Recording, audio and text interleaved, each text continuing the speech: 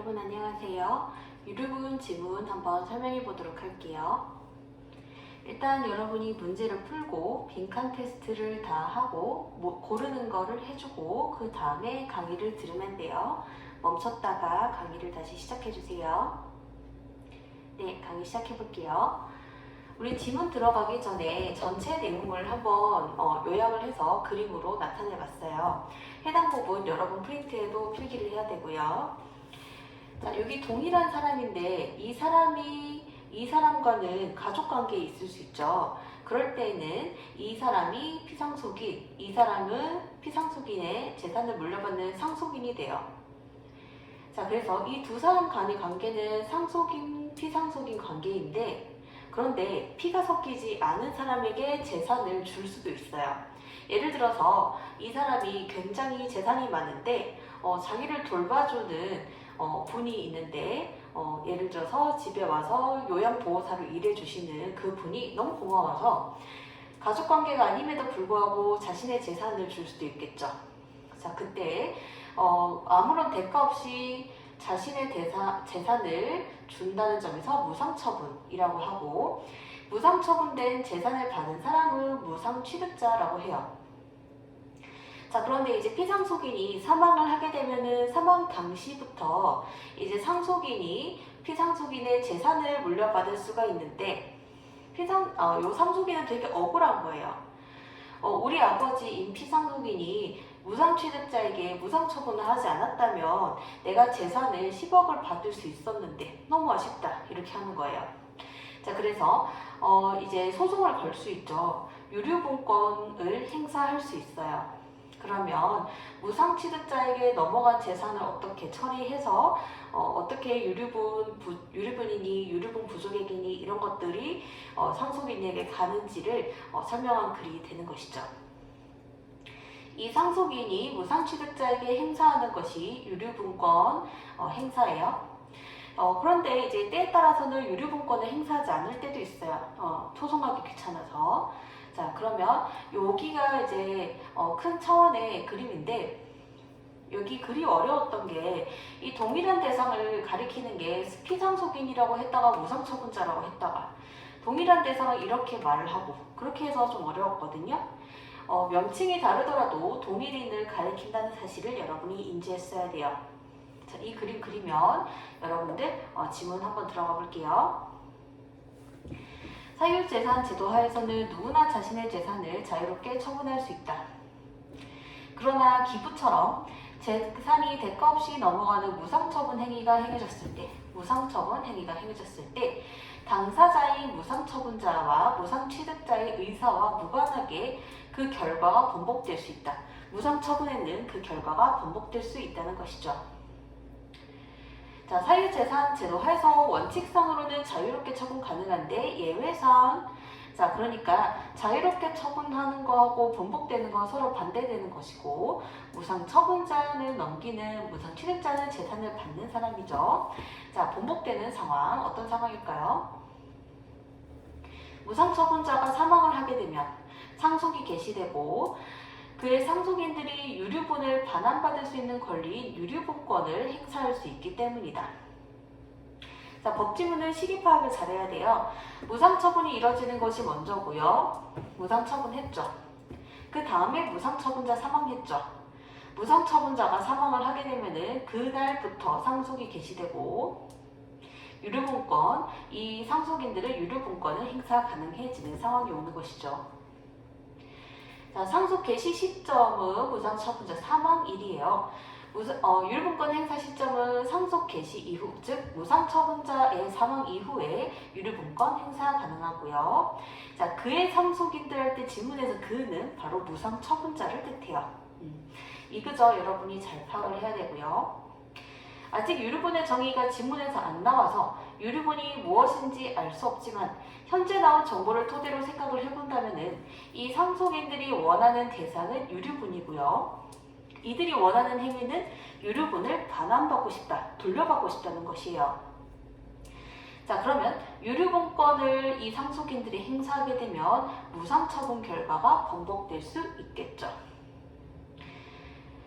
자, 이때 무상처분자는 피상속인이고 무상 처분자는 피상속인이고 그의 권리와 의무는 상속인에게 이전된다. 이 피상속인이 가지고 있던 재산들이 상속인에게 간다는 것이죠. 이 피상속인이 사망하는 때 그의 권리가 상속인에게 이전돼요. 자, 그의 권리와 의무라고 할 때 그는 무상 처분자이자 피상속인을 뜻하는 거 여러분이 알았어야 되고요. 자, 번복될 확률이 100%인지 100% 미만인지를 볼게요. 자, 지문에 언급된 사항은 결과가 번복될 수 있다. 왜? 유류분권을 행사할 수 있기 때문이다. 자, 그러면 이들의 인과관계나 선후관계를 따져본다면 얘가 먼저죠. 유류분권을 행사하게 되면 어떻게 돼요? 결과가 번복이 되는 것이죠. 이들이 이제 선후관계인 거 여러분이 파악을 했어야 돼요. 자, 그러면 수 있다라는 표현은 어떤 뜻이냐면은 뭐뭐를 할 수도 있고 하지 않을 수도 있다는 표현, 그 두 가지 상황을 나타내는 것이죠. 다시 말하면 그의 상속인들이 유류분권을 행사하게 되면은 번복되고 행사하지 않을 수도 있겠죠. 유류분권을 행사할 수 있다. 행사할 수 있다고 행사를 안 할 수도 있다는 거잖아요. 행사를 안 하게 되면은 결과가 번복되지 않겠죠. 자, 그러면 최종적으로는 결과가 번복될 확률은, 자, 다시 한번 여러분 그림을 그려보세요. 유류분권을 행사를 하게 되면은 이들의 무상처분 행위가 번복이 되죠. 근데 유류분권을 행사하지 않으면 번복이 되지 않겠죠. 자, 그러니까 번복될 확률은 어때요? 번복될 확률은 100%는 안 나오는 거예요. 그러니까 유류분권 행사 안 할 수도 있잖아요. 그래서 번복될 확률이 100% 미만. 내가 하고 싶은 말은 뭐였냐면요. 수 있다라는 말을 쓰면 확률이 100%가 안 나온다는 거예요. 됐을까요? 자, 그 다음에 볼게요. 이 문단에. 유류분은 뭐냐면은 피상속인이 무상처분 행위가 없었다고 가정할 때 상속인이 받았을 수 있었을 이익 중 법으로 보장된 부분이다 라고 적혀있죠. 자, 무상처분 행위가 없었다고 가정하는 거는 무상처분을 안 했다 치면 이 1억이 누구한테 갔을까요? 상속인에게 갔겠죠. 자, 그래서 없었다고 가정할 때 우리 아빠가 1억을 무상처분하지 않았으면 내가 10억을 너한테 왔을 텐데 이렇게 생각할 수 있겠죠. 상속인은.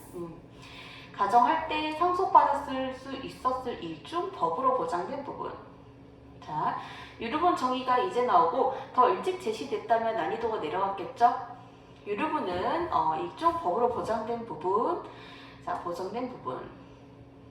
자, 그래서 우리가 법으로 보장된 부분이라고 했을 때 상속받는 거는 다 상속받을 수 있을 것 같은데 만약에 9억이랑 1억 합치면 10억 다 받을 수 있을 것 같은데 거기 중에서도 또 법으로 보장되는 부분 따로 있는 거예요.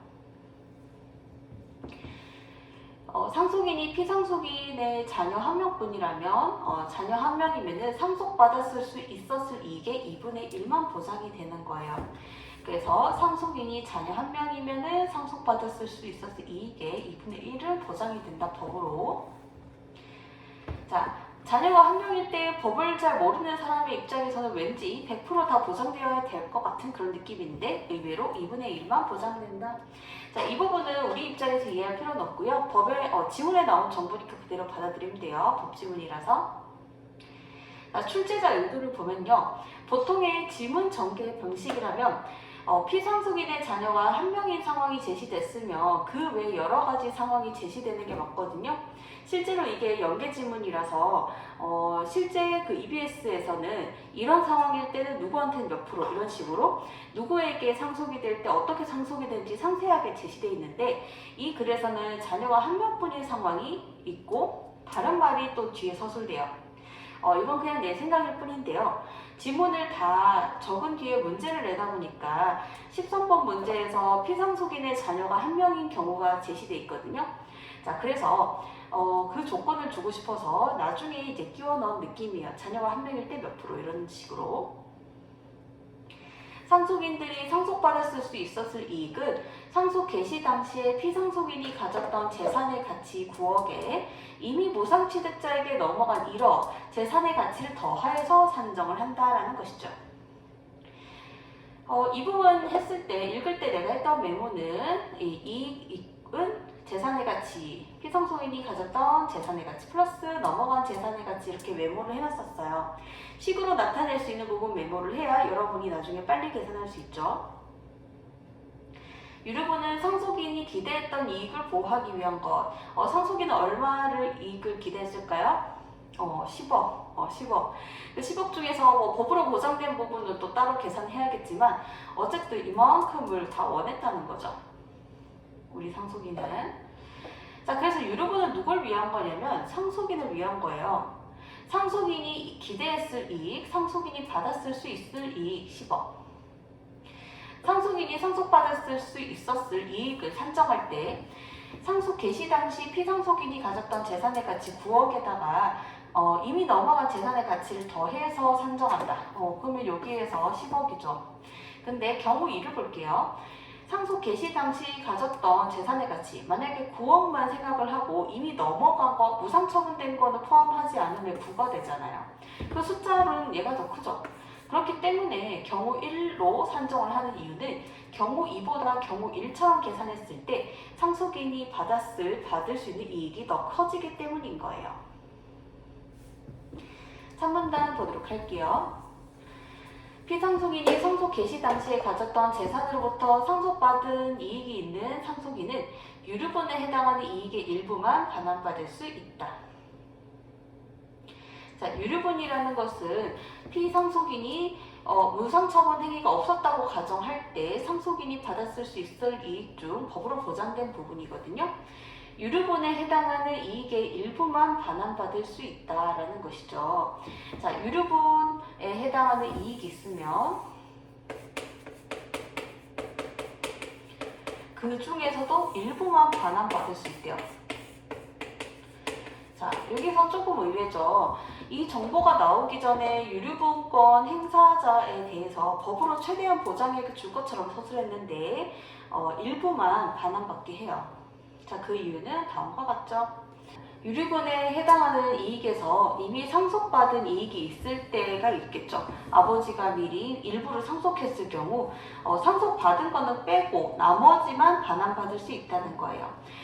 그래서 메모를 했던 게 유류분에 해당하는 이익에서 상속받은 이익이 있으면 만약에 그게 이익이 있으면 그거를 빼요. 그게 유류분 부족액 그거를 반환받을 수 있다. 자, 그러면 유류분 부족액만 반환받을 수 있다라는 말은요. 유류분 부족액 그 자체는 온전히 반환받을 수 있죠. 유류분 부족액이 최종적으로 얼마가 계산이 되면은 그 얼마 계산된 금액을 온전히 반환받을 수 있어요. 이게 조금 있다가 문제로 나오기 때문에 여러분, 만이라고 하는 것은 그 자체죠. 유류분 부족액만 받을 수 있다. 그럼 유류분 부족액이 만약에 뭐 7억이면 7억을 반환, 6억이면 6억을 반환받을 수 있다는 것이죠. 자, 유류분 부족액의 가치는 금액으로 계산되지만, 자, 금액 돈으로 계산해요. 항상 돈으로 반환이 되는 건 아니다. 자, 항상 뭐뭐인 것은 아니다라는 거는 대부분의 케이스는 돈이고 그렇지 않은 케이스도 있다는 것이죠. 만약 무상 처분된 재산이 돈이 아니라 물건을 줬을 수도 있고 아니면 주식을 줬을 수도 있죠. 돈 이외의 재산이라면은 처분된 재산 자체가 반환되는 게 원칙이다. 만약에 물건이 갔어요. 그럼 물건이 반환 대상이 되고 주식이 갔어요. 그럼 주식이 반환 대상이 돼야 돼요. 자, 그럼 다만 그 재산 자체를 반환하는 것이 불가능할 때 주식을 받았는데 그 주식을 또 팔아버렸을 수 있잖아요. 물건을 팔아버렸을 수 있죠. 무상취득자가. 그때는 돈으로 반환을 해야 돼요. 자, 그래서 만약에 가능하다면 재산이 반환 대상이 되고 불가능할 땐 돈으로 반환된다는 거. 또한 재산 자체의 반환이 가능해도 유류분권자와 무상취득자 합의에 의해서 돈으로 반환될 수도 있다. 만약에 재산이 반환이 가능해요. 아직도 그 주식을 가지고 있어요. 그렇지만 둘이가 합의를 하면은 그냥 돈으로 반환할 수도 있다는 것이죠. 그러니까 전반적으로 지금 돈 쪽으로 유도하죠. 왜냐하면 돈이 계산하기 편리하기 때문인 거예요. 자, 그래서 우리 한 번에 정리를 하자면은 이제 이 그림을 지울게요. 자, 계산 자체는 어떻게 해요? 계산은 유류분 부족액의 가치 자체는 금액으로 계산이 돼요. 자, 그리고 원칙은 물건 그 자체가, 하지만 둘이가 합의를 하게 되면은 돈으로 주고, 만약에 그 재산이 반환이 불가능할 경우에는 돈으로 반환할 수 있다는 거. 자, 그 다음에 자문단의 재산이 물건이라면 유류분 반환 어떻게 이루어질까? 돈이면 문제가 되지 않아요. 그 돈의 액수가 딱 정확하게 나오니까. 자, 근데 물건의 가치가 계속 변하잖아요. 건물이면 건물, 진짜 물건이면 물건의 가치가 계속 변해요. 물건의 경우에 대해서 따로 자세하게 다루고 있죠. 무상취득자가 반환해야 할 유류분 부족액이 무상처분된 물건의 가치보다 적다면, 예를 들어서 유류분 부족액이 2억이고 물건의 가치가 10억이라면 유류분권자는 그 물건에 상당하는 금액에서 유류분 부족액이 차지하는 비율만큼 반환받을 수 있다. 자, 이거를 자세히 분석을 해보자면요. 방금 이 문장은요. 유류분권자는 금액에서 차지하는 비율만큼 무상취득자로부터 반환받을 수 있다. 최종적으로 받을 수 있는 거는 유류분 부족액이 차지하는 비율만큼이에요. 자, 이게 무슨 말이냐면요. 자, 유류분권자가 바로 상속인이죠. 우리 아까 그림에서 봤듯이. 자, 차지하는 비율이라고 하면 여러분들 여기에서 요 생각을 했어야 돼요. 비율이라는 말을 봤으면 비율이라고 하는 것은 분수예요. 분수. 그러니까 물건에 상당하는 금액에서니까 이게 분모가 되고 유류분 부족액이 분자가 되죠. 얘에서 얘가 차지하는 거라는 것은 분모, 분자가 되는 것이죠. 그래서 여러분 비율이라는 말을 보고 분수를 떠올리고 뭐가 분모에 들어가고 뭐가 분자에 들어간지 알았어야 돼요. 이게 조금 이따 문제로 나오거든요. 이로 인해서 하나의 물건에 대한 소유권이 여러 명에게 나눠지는데 이때 각자의 몫을 지분이라고 한다. 자, 그러면 하나의 물건에 대한, 즉 무상처분된 재산에 대해서 소유권이 여러 명에게, 자, 이때 여러 명이라고 하는 것은 무상취득자 그리고 상속인이 되는 것이죠. 그들에게 나눠지는데 이때 각자의 몫을 지분이라고 한다. 무상취득자의 지분, 상속인의 지분이 있겠죠. 자, 그러면 유류분 부족의 계산 방법을 볼게요. 무상처분된 물건의 시가가 변동할 때 유류분 부족액 계산할 때 언제의 시기를 기준으로 삼아야 할까? 기준의 시가를 기준으로 삼을까? 자, 그러면 무상처분된 재산이 돈이었으면 문제가 되지 않는데 물건은 시가가 달라지죠. 그래서 또 자세하게 다루죠. 유류분 부족의 취지에 맞춰서, 유류분의 취지에 맞춰서 상속 개시 당시 시가를 기준으로 해야 한다. 유류분 취지 지문에 언급된 적 없었거든요. 자, 그러면 맥락상 유류분은 상속인의 이익을 보장하기 위한 것이죠. 따라서 유류분의 취지는 상속인의 이익 보장이 되는 것이고, 자, 그러면 상속 개시 당시 시가를 기준으로 하는 것은 상속인들의 이익 보장에 도움이 되는 거가 되겠죠. 요거는 유추해야 돼요.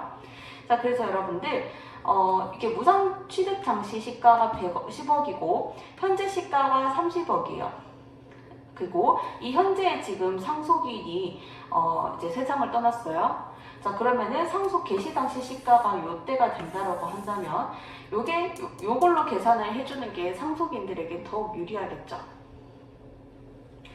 다만 그 물건의 시가 상승이 무상취득자의 노력에 의해서 비롯되었다면, 만약에 이제 무상처분자가 이제 건물을 물려줬어요. 무상취득자에게. 근데 그 무상취득자가 엄청 노력을 해서 인테리어 다시 하고 해서 그 건물의 가치가 올라갔다면, 그렇다면은 무상취득 당시 시가를 기준으로 계산을 해야 된다. 맥락상 무상취득 당시 시가를 기준으로 하는 것이 무상취득자의 노력을 인정하는 거다. 즉 무상취득자에게 유리한 것이 된다. 자, 지금 여기에서 이 건물이 엄청 값이 뛰었어요. 무상취득자가 그 건물을 받고 나서 인테리어 열심히 해서 지금 건물의 가치가 30억이 됐는데, 그런데 요때를 기준으로 삼는 것이 아니라 무상취득 당시를 시점으로 시가를 기준으로 계산을 하면 무상취득자에게 유리하고 상속인은 상대적으로 좀 불리해지긴 하죠. 그쵸? 요때로 잡으면 돈을 더 많이 받을 수 있을 텐데. 자, 그래서 유류분 부족액 계산할 때는요, 상속 개시 당시 시가를 기준으로 하고요. 원인이 무상취득자 노력이면 무상취득 당시를 시가를 기준으로 해요. 자, 지분을 볼게요. 이렇게 정해진 유류분 부족액을 근거로, 자, 이때까지 여러분 유류분 부족액 계산하는 거 본 거예요. 요게 유류분 부족액 계산 방법은 상속 개시량 무상취득 당시 시가를 기준으로 유류분 부족액이 얼마인지를 계산을 하면 그 다음에 지분 계산을 해야겠죠. 왜냐면은 지금 지분이 상속인은 또 지분이 있고 무상취득자도 지분이 있으니까요. 자, 유류분 부족액 근거로 이번에 지분을 계산해보자. 지분 계산할 때는 시가 상승의 원인이 뭐든 간에 상속 개시 당시 시가를 기준으로 해야 된다. 자, 지분, 각자의 목. 자, 지분 계산은 상속 개시 당시 시가 기준으로 해요. 자, 다시 한번 정리를 해보자면은 원칙은 상속 개시 당시 시가고 예외는 요때죠. 요때 무상취득자 노력에 의해서 물건이 시가 상승이 되면은 무상취득 당시 시가로 하는데 지분 계산은 무조건 상속 개시 당시 시가다 라는 거예요. 지문이 끝났어요. 자, 그러면 여러분들 요거 그 당시에 수능 특강에 있었던 지문인데요. 어느 정도 구절이 겹쳤는지 볼게요. 사유재산 제도 하에서 마음대로 어쩌고 저쩌고 할 수 있을까? 법적 상속인들은 이런 권리를 갖는데 피상속인이 상속인의 유류분을 초과해서 증여 유증했을 경우에는 뭐 유류분 보존하기 위한 반환 청구, 증여를 상속재산으로 포함해서 상속분과 유류분 계산, 이런 식으로. 더 어렵나요? 수능 특강이. 자, 그러면 우리 5단계 5위 문제 볼게요. 윗글의 내용과 일치하지 않는 것은 유류분은 상속인이 아닌 사람에게는 인정되지 아니한다. 자, 이거 선지보성이 적용 대상이에요. 자, 유류분권 누구에게 적용되느냐 그런 이야기인데요. 일문단에 어떤 얘기가 나왔냐면은 상속인들이 유류분을 반환받을 수 있을 권리가 유류분권이에요. 상속인들이. 자, 그럼 당연히 상속인이 아닌 사람은 그 권리가 인정되지 아니하겠죠. 그쵸? 자, 그래서 지문에서는 인정되는 것을 유류분권이 인정되는 케이스가 나오고 선지에서는 인정되지 않는 케이스를 물어본 것이죠. 자, 그 다음에 2번 선지 보도록 할게요. 자, 2번 선지에 보면요, 유류분 부족액은 이거에서 이거를 뺀 거예요. 자, 여기에서 요거를 뺀 게 유류분 부족액이다. 그쵸? 그리고 아까 이야기했듯이 유류분 부족액만 반환받을 수 있다. 그럼 유류분 부족액은 그 자체는 반환받을 수 있거든요. 그럼 유류분 부족액은 온전히 유류분 부족액이 9억이면 9억 다 반환받을 수 있는데 유류분권이 보장되는 범위는 유류분 부족액의 일부? 자, 이거 유류분 부족액만이면 얘 그 자체 전부 다 보장돼야 되는데 유류분 부족액의 일부라고 하는 것은 그림으로 그려보자면은 이게 유류분이면 유류분 부족액이 이 정도면은 그 중에서 일부면 요거가 되잖아요. 그쵸? 유류분 부족액만 반환받을 수 있다는 것은 유류분 부족액 전체인데 그거 중에서 일부라고 하면 이렇게 되죠. 그림이 다르죠, 지금. 그쵸? 그래서 틀린 선지가 되는 것이죠. 자, 그래서 요거 틀렸고, 이게 옳다고 생각한 학생들이 많았어요. 이 선지가 옳다고 생각했던 학생들은 내가 추정하기에는 선지에서 유류분 부족액이라는 말을 하고 일부 한정이라는 말이 결합되어 있거든요. 유류분 부족액이랑 일부 한정 이런 말이 지금 결합되어 있어요. 자, 그랬을 때 학생들은요, 지문에서 유류분 부족액을 계산할 때 더하기가 아니라 빼기가 들어갔죠. 그거 메모했었죠. 그래서 빽이라는 거랑 일부 한정이랑 뭔가 동일한 말 같아요. 그래서 맞다 이렇게 그냥 판단했을 가능성이 있어요. 자, 3번 선지 보도록 할게요. 상속인은 상속 개시 전에는, 자, 여기 법지문 시기 파악 잘해야 된다고 이야기했었고, 무상처분이 이루어지고 그 다음에 사망하고 사망했는 날부터 상속 개시되잖아요. 그리고 유류분권 행사 가능하잖아요. 자, 그래서 여기에서 사망하면은 상속 개시된다.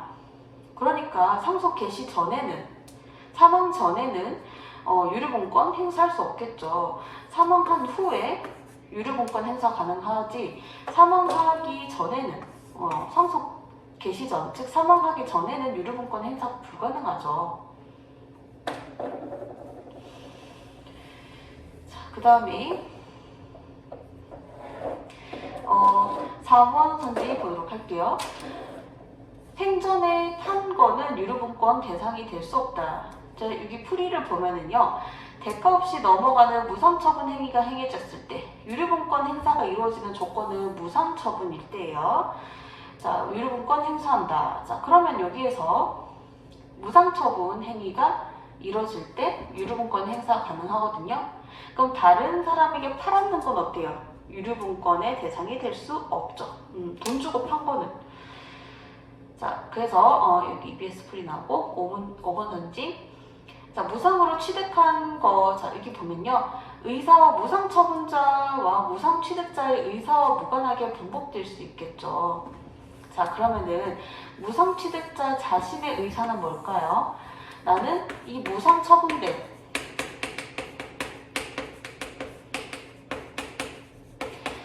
이 돈을, 이 재산을, 돈을 받았을 수 있고 아니면 물건 받았을 수도 있겠죠. 무상처분된 이것을 계속 갖고 싶겠죠.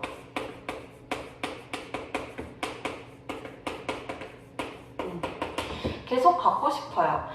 내가 이제 이거를 뭐 또다시 소송 걸려가지고 뺏기고 하고 싶지 않다는 거죠. 하지만 그거에 반대로, 반하여는 반대로라는 뜻이거든요. 그거에 반대로 제한될 수 있다. 제한됐다는 거 뺏긴다는 거죠. 가질 수 없다는 거예요. 자, 보면은 그렇죠. 제한될 수 있죠. 어떨 때요? 유류분권 행사할 때요. 아까 이제 유류분권 이야기할 때 상속인들이 만약에 우리 아버지가 다른 사람에게 무상 처분한 재산이 얼마 안 된다. 나는 시간이 없고 소송하기 귀찮다. 그럼 유류분권 행사하지 않을 수도 있어요. 자, 그런데 그게 아니라 나는 유류분권을 꼭 행사해야겠다. 그런 상황에서는 무상취득자의 의사와 무관하게 반하여 제한될 수 있겠죠. 수 있는 거예요. 유류분권을 행사한다면. 유류분권을 행사하지 않으면 제한되지 않겠죠. 그러니까 수입다라는 것은 제한되는 상황과 제한되지 않는 상황 두 가지를 다 포함하는 말인 것이죠. 자, 수입다라는 말 두 가지 경우를 다 뜻하는 거예요. 다 전제하는 것이고, 자, 그러면은 우리 난이도별로 보자면요, 하나의 선지가 하나의 문단만 보면 답을 할 수 있으면 난이도 하가 되겠고, 여러 문단에 걸쳐서 있으면은 난이도 상이 되죠. 자, 그러면 요즘 출제 경향을 보면은요, 한 문단을 보든 여러 문단을 보든 직관적으로 답을 판단할 수 있게 하지 않고 생각하게 만들거든요. 예를 들어서 유류분권은 상속인이 아닌 사람에게도 인정된다. 아니죠. 자, 유류분권은 상속인에게만 인정되는 거잖아요. 이렇게 반대되게 서술하면 난이도는 낮아져요. 자, 그리고 피상속인이 생전에 다른 사람에게 판 재산은 유류분권 대상이 되지 않죠. 무상처분한 것만 유류분권 대상이 되잖아요. 지문에서 언급한 적이 없는 말로 선지를 구성하는 거, 그런 것들 난이도 상이 되죠. 그 다음에 상속 개시 전에는 유류분권 행사할 수 없다. 상속 개시 후에 무상취득자에게 유류분권 행사할 수 있잖아요. 그러니까 전후, 즉 반대되도록 서술한 거. 자, 그 다음에 상속은 무상처분자가 사망하기 전에 개시가 가능하다? 아니요, 사망한 후에 개시가 가능하죠. 이건 내가 그냥 만든 거예요. 만든 선지인데, 상속은 무상처분자가 사망한 후에 개시가 가능하고, 그 다음에 유류분권 행사는 무상처분자의 사망 후에 유류분권 행사가 가능하죠. 이런 식으로 여러 시기를 물으면서 이제 왜곡을 할 수 있는 거예요. 자, 그 다음에 퍼센테이지를 반대되게 서술한 거, 이것도 내가 만든 선지인데, 유류분권은 유류분 부조객으로 산정한 전체면 유류분 부조객의 100%죠. 그 전체가 모두 포함되지 않아요. 전체에 대해서 부정하면 몇 프로가 돼요? 이 100%를 전체 다 부정하면 0이 되죠. 그쵸? 자, 이렇게. 아니면 퍼센테이지를 조절하는 게 좀 더 난이도가 올라가요. 유류분 부조객이 이 정도면 그 부분 중에 일부분, 이런 식으로 틀린 선지죠. 이거가 기억나죠? 이렇게 부분만 부정을 할 경우에 부분만 왜곡하면 난이도는 더 올라가요. 그래서 지금 요거는 선지를 어떻게 내면은 어려워지고 이런 것들을 다시 한번 살펴본 거예요. 자, 5단계 유기 문제를 볼게요. 무상처분된 재산이 물건 한 개일 때, 자, 여기 보면은, 자, 지문에 이런 정보 나왔었고, 하나의 물건에 대한 소유권이 여러 명에게 나눠지는 이야기 나왔었죠. 자, 물건이 한 개일 때, 이 물건이 한 개라는 건 대상이죠. 대상이 한 개일 때, 지분을 반환받아요. 최종적으로 해결 방안은 지분을 받는 거예요. 자, 그러니까 물건 전부를 싹 다 뺏어온다. 그건 말이 안 되는 거예요. 지분, 그 물건 중에서도 또 계산을 해서 지분을 반환받을 수 있는 거예요. 이게 맞다고 판단하는 학생들이 많았는데, 그 학생들은 물건이 한 개야. 그러니까 하나밖에 없는 물건이가 그거 물건 싹 가져오면 되겠네. 자, 선지에 제시된 물건의 개수에만 초점을 맞춘 것이죠. 지분의 개념도 고려했어야 돼요. 그쵸? 그 다음에 2번 선지 볼게요. 여기 보면은 지분은 여러 명에게 나눠진 경우 각자의 목. 자, 그러면 유류분 부조객이 커지면 물건에 대한 유류분권자, 즉 여기서 상속인이죠. 상속인들의 지분이 커지죠. 자, 그러면 무상취득자는 유류분권자에게 더 많은 몫을 돌려줘야 되니까 무상취득자의 지분은 반대로 작아지죠. 요거랑 요거 반대된다. 그쵸? 자, 이게 되게 고급 선지예요. 이 선지를 판단하기 어려웠던 이유는 지문에 직접적으로 해당 구절이 나온 적이 없기 때문인 거예요. 유류분 부조객이 커질 때, 작아질 때 무상취득자랑 상속인의 지분이 커지는지 작아지는지 직접적으로 제시된 적이 없거든요. 자, 그리고 지문의 서술 방향으로 인해서 학생들의 사고가 한쪽으로 쏠렸거든요. 그래서 선지에서 이제 다른 쪽에서 생각하게 해요. 그러니까 지문 자체가 유류분 부조객이 커질 때 상속인이 유리하다. 여기에만 초점을 둬서 서술했거든요. 자, 그럼 학생들의 사고도 유류분 부족이 커지면 상속인이 유리한 건 애들이 잘 기억을 해요. 자, 그런데 이 선지에선 반대로 물어보죠. 유류분 부족이 커질 때 무상취득자, 상속인 말고 무상취득자는 유리한지 불리한지 그걸 물어요. 학생들 입장에서는 지문 읽을 당시에 고려하지 못했던 요소죠. 고려하지 못했던 무상취득자의 입장에서 또 한 번 생각을 해봐야 하죠. 선지 판단 시 순간적으로 당황했을 수 있는데 편법을 해서 자주 쓰는 전략이죠. 자, 그 다음에 3번 선지 볼게요. 자, 여기에서 3문단에서 물건 무상처분된 재산을 반환하는 게 불가능하면 돈으로 반환한다 라고 이야기했었어요. 지분으로 반환하지 않고 돈으로 반환하죠. 자, 그래서 요거 대상을 왜곡했다는 거. 자, 4문단에 볼게요. 돈 이외의 재산이라면 처분된 재산 자체가 반환되는 게 원칙인데 이렇게 할 때는 돈으로 반환하는 게 가능하다. 자, 여기 EBS 풀이를 보지 않고 내거 풀이로 볼게요. 유류분권자가 유류분 부조객을 물건 대신 돈으로 반환하라고 한다. 원칙에서 요거 어긋나죠. 그쵸? 상황이 재산 자체를 반환하는 것이 불가능하다든지 아니면은 무상취득자와 유류분권자가 합의를 한 상황이라는 그런 전제도 없어요. 그렇기 때문에 무조건 돈으로 달라고 해서 돈으로 줄 필요는 없다는 것이죠. 돈으로 반환한 것이 가능한 상황이 아니니까 원칙대로 물건으로 반환하면 돼요. 원칙대로. 그러니까 이 선지가 되게 또 고급 선지인 게 지문에서 해당 구절이 나온 적이 없어요. 그러면은 애들이 이제 한쪽으로 쏠리죠. 무슨 말이냐면은 지문에서는 원만하게 합의가 되는 상황. 둘이가 원만하게 합의해서 돈으로 이제 반환하고 이런 상황이 나왔거든요. 자, 그리고 합의를 했을 때 돈으로 반환하는 게 가능해요. 자, 그래서 여기 오타죠. 자, 지문에서 원만하게 합의되고 반환하는 것이 가능한데 여기 선지에서 제시된 것은 원만하게 합의되지 않는 상황이 나왔어요. 원만하게 합의도 안 됐으면서 물건 대신 돈으로 반환해라. 그럼 원칙대로 하면 되죠. 자, 그 다음에 5번 선지 보도록 할게요.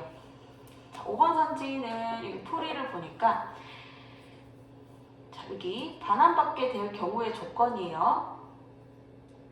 선지에서 돈을 반환받게 되는 경우에 대해서 언급을 해서 여기 돈으로 반환받게 되는 경우 여기 보면은 요런 상황일 때 그 물건의 가치에 상당하는 금액에서 유류분 부족이 차지하는 비율만큼 반환받을 수 있다. 이때는 처분된 재산이 반환되는 게 원칙이다. 불가능할 때는 돈, 그 다음 합의할 때는 돈. 자, 그러니까 양자 간의 합의가 이루어져야 돼요. 자, 그러면 여기에서 돈을 받는 케이스가 결과라고 한다면 조건에서 물건의 일부가 반환되면 이런 거는 지문에 나온 적이 없죠. 일부가 반환됐을 때 돈을 반환받을 수 있다라는 말은 없었어요. 지문에 언급하지도 않은 조건으로 그냥 얘들이 평가원이 만든 것이죠. 자, 그래서 돈을 언제 반환받을 수 있을지 생각을 해보자는 거. 자, 오답률 4위 문제. 유류분 취지에 비추어서 상속 개시 당시의 시가를 기준으로 해야 된다. 유류분 취지는 누굴 위한 거였어요? 상속인들을 위한 것이었죠. 자, 그래서 유류분 취지라고 하는 것은 상속인들의 권리를 보장하는 것이고요. 상속 개시 당시 시가를 기준으로 하면 상속인들에게 유리하다.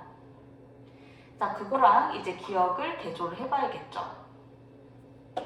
유류분은 피상속인이 자유롭게 처분한 재산의 일부여야 한다.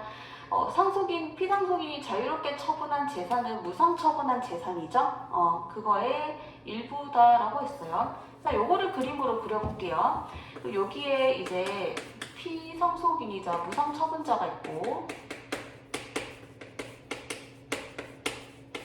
자, 그 다음에 무상처분자가 무상취득자에게 재산을 주는데 무상처분을 했어요.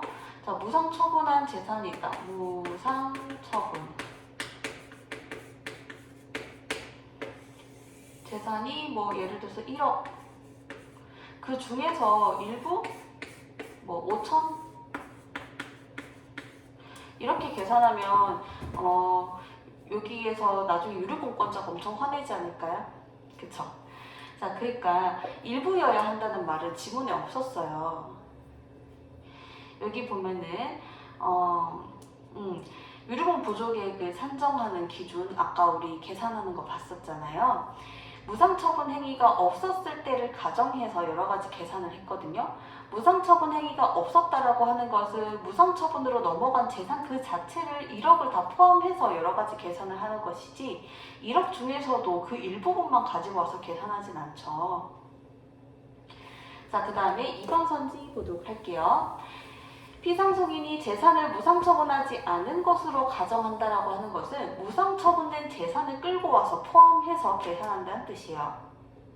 자, 그래서 여기 보면은 유류분은 지문에 이런 말 있죠. 유류분은 2번 선지 유류분은 이라는 말이 있죠. 무상처분 행위가 없었다고 가정할 때 재산을 무상처분하지 않은 것으로 가정하여 그것 중에서 법으로 보장된 거 그렇게 해서 산정한다는 것이죠.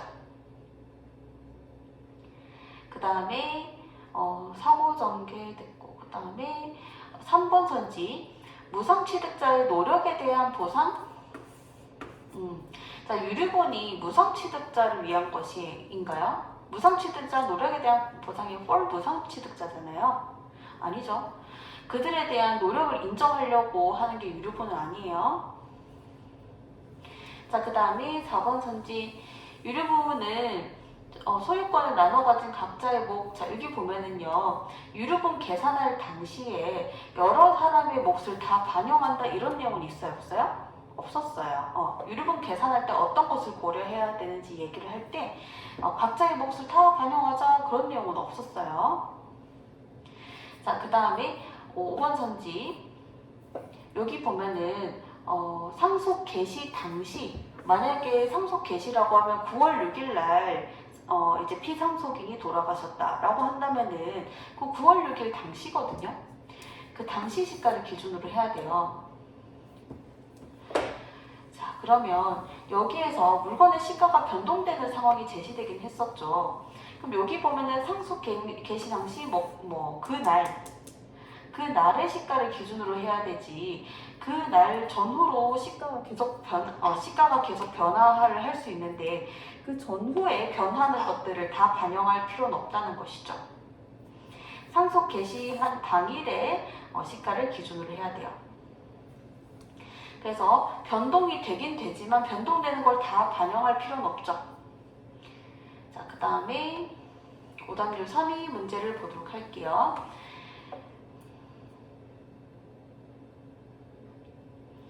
자, 여기 보면은 보기를 지금 분석을 해놨는데 여러분이 밑에다가 이렇게 빈칸을 채웠어야 돼요. 갑은 을에게 A를 무상으로 넘겨줬대요. 그럼 갑은 무상 처분자가 되고 피상속인이 되고 을에게 무상 취득자고, 무상 처분된 게 물건이죠. 6개월 후 사망했다. 이게 바로 그날이 상속 개시일이 되겠죠. 병만 있어요, 자녀가. 그럼 이 병이 상속인이 되고 상속받을 수 있었을 이익의 2분의 1만 보장되죠. 물건의 시가는 A는 무상 처분 당시 시가가 300, 갑이 사망했을 700이죠. 그쵸? 그러면은 지금 이 물건의 시가는 올랐어요. 병이라고 하는 거는 다시 한번 상속인이자 유류분권 행사자죠. 자식이니까. 상속 개시일에 3개월 후에 상속 개시일 그 후에 유류분권 행사했고요. 자, 비물건의 시가는 계속 동일해요.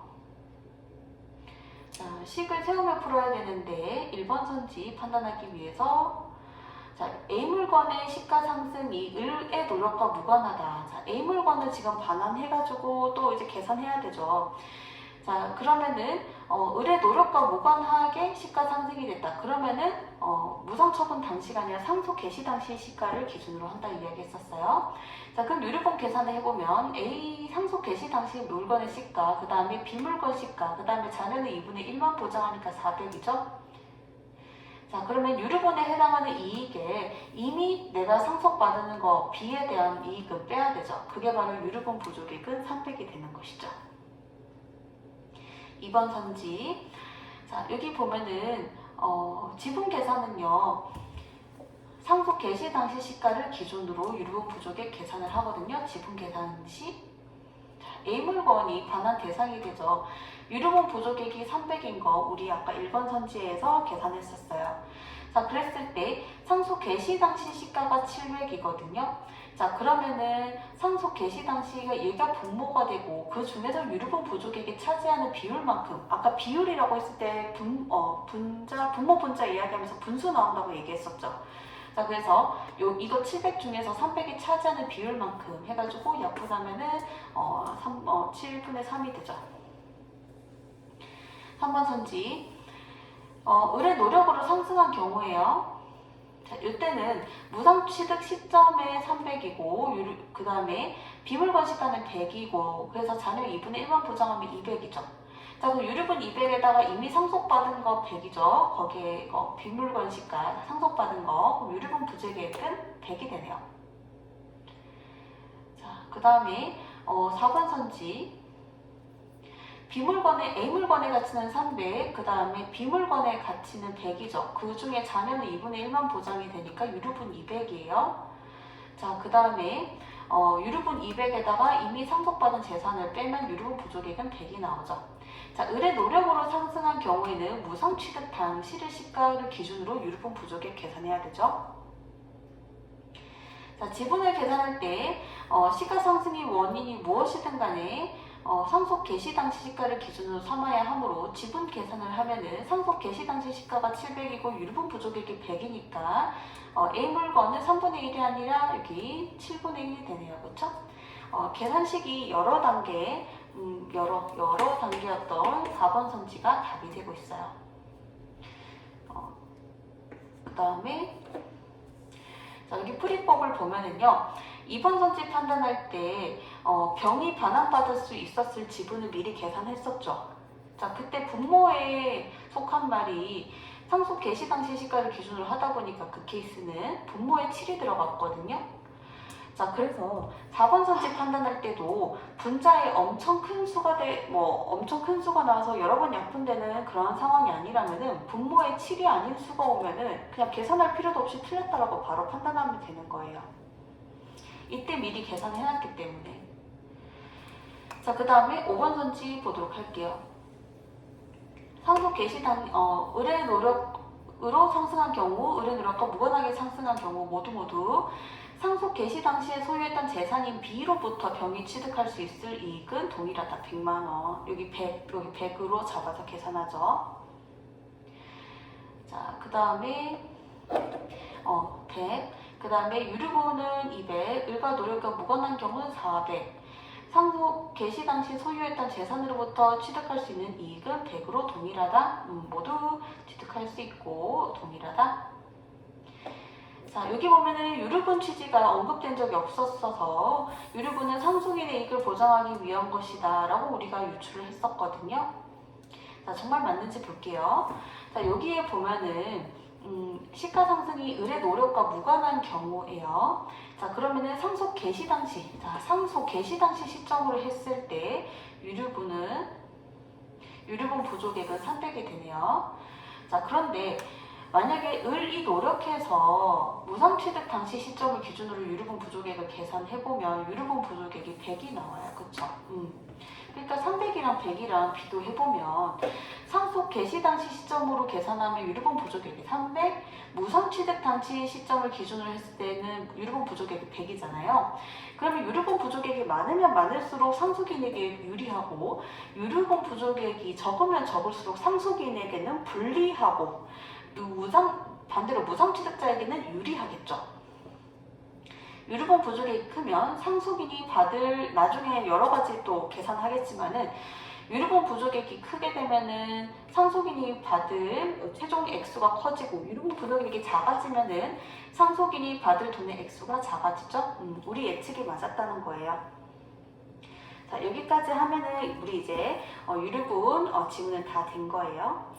유류분 지문은 아까도 맨 처음 이야기했지만 한 인물을 가리키는 바가 여러 가지였기 때문에 그것에 대해서 지문을 읽을 때 머릿속으로 정리를 하든 메모를 하든 하는 게 되게 중요했고요. 그 다음에 여러 가지 식이 나오기 때문에 지문을 읽을 때 식이 나오면 그거를 손으로 반드시 적어서 메모해 놓으라고 이야기했었어요. 그렇게 해야 나중에 계산할 때 숫자만 집어넣으면 되기 때문에 그렇게 읽으면 되는 글이었어요. 네, 여러분 고생 많았어요. 다른 영상에서 또 만날게요.